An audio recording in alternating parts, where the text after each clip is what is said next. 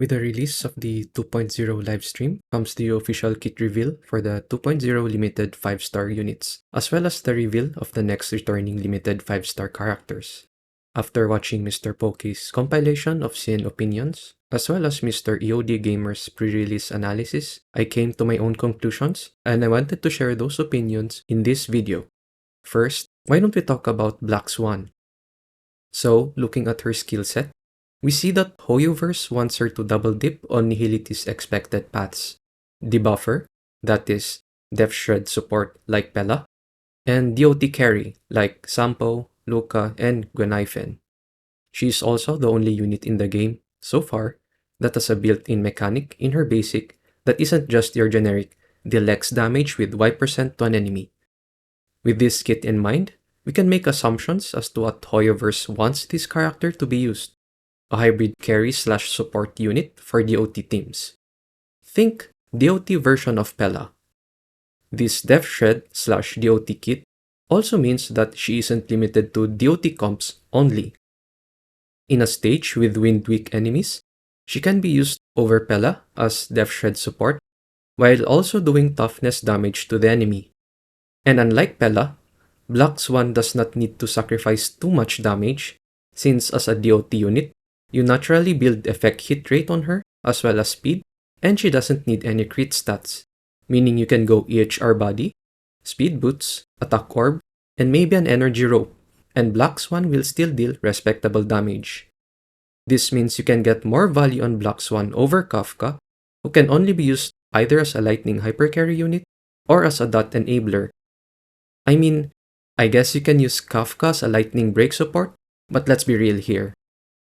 So unlike the CN consensus, and what I think the majority of the player base's opinion as well, I think Black Swan has more value overall over Kafka simply because Black Swan can be used outside of DOT comps.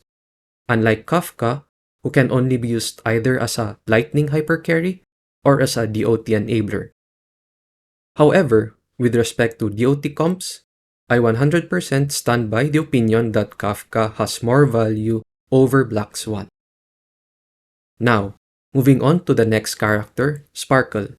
I forgot which content creator I heard this from. Any character that breaks the rules of a game is a character that will be very valuable to have. And Sparkle is a character that, in the words of the developers themselves, 所以我们呈现花火欢愉特质的方式就是解除限制。 The ability to break the skill point limit is very valuable in and of itself, but I guess Hoyoverse took too much of that Soulglad beverage that they thought it was fine to eat in Bronya's skill as well.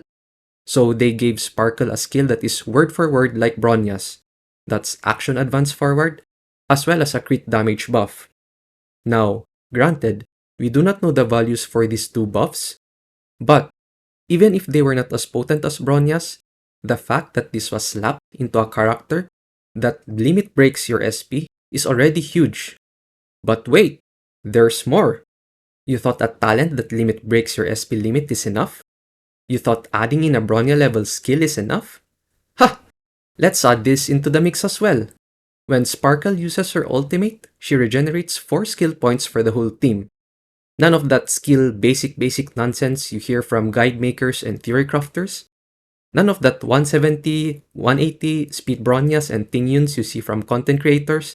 That's 4 skill points up front.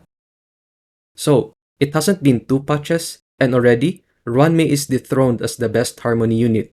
In fact, I say, once Sparkle is released, she will become the best unit in the game, full stop. So, why am I hyped about her? Well, she opens up new teams, as well as make existing teams even stronger.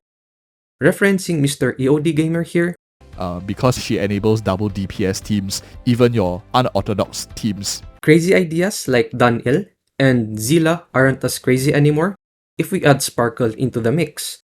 Although, to be honest, I still think Dunil plus Zilla is still a bit too crazy for me, even if we add Sparkle. I think Argent and Jing Yuan would be an interesting dual DPS comp though. If we slap in Ho-Ho for energy, you might have a very competitive MOC team right there. I think there's also potential for a possible triple DPS team. So you have Jingliu and Blade who are SP neutral at best, and then you have Black Swan, who is SP negative, and then we have Sparkle. But you'll have to either test it yourself, or you have to look at a different content creator, because I don't have all the characters in the game, and even if I did, I don't have enough resources to level them up to a competitive degree. Now, don't get me wrong, this doesn't mean that Roan may lost her value. Weakness break efficiency and all-type resistance penetration are still amazing buffs, even with the release of Sparkle. I just think that Sparkle's kit is way more overloaded than Roan May's. And Roan May's kit is already overloaded by itself. But enough about Sparkle. Let's go to the rerun banners. First off, Daniel. He's a DPS, so that already drastically reduces his value. And I think the CN opinion says it best. Generally speaking, supports will always have a higher value for a free-to-play or low-spender account. They essentially enable any DPS to work, including 4-star DPS. A 5-star DPS, they might work with 4-star supports, but generally speaking, just not as universal as compared to a 5-star support. 5-star supports can make a 4-star DPS shine, but 4-star supports with a 5-star DPS are just fine. Also, with the release of the free ratio, I think most free-to-play and low spenders don't need another imaginary DPS anytime soon. The same is true for me. I built my ratio. I found him very good, very strong, and suits my need for a imaginary breaker, imaginary DPS. So right now, I don't need him. Yes, I want him. I like his design, and I have a soft spot for the original Trailblazer group. And yes, I do plan on pulling for March 7th's 5-star form if she'll ever have one. But sadly, right now, I don't have the extra resources to pull and build Dunil. So I might have to pass his rerun and hope for the next rerun, for his next rerun. Yeah. And finally, Jing Yuan. I already have him, so it's an easy skip for me. I do want to pull for his signature light cone, however, just so I can give it to my QQ. But I'm still waiting for a future erudition character who uses basic attacks so that I can equip that future character's light cone to QQ. But, you know, that's copium. So let's wrap this up with a summary of my thoughts.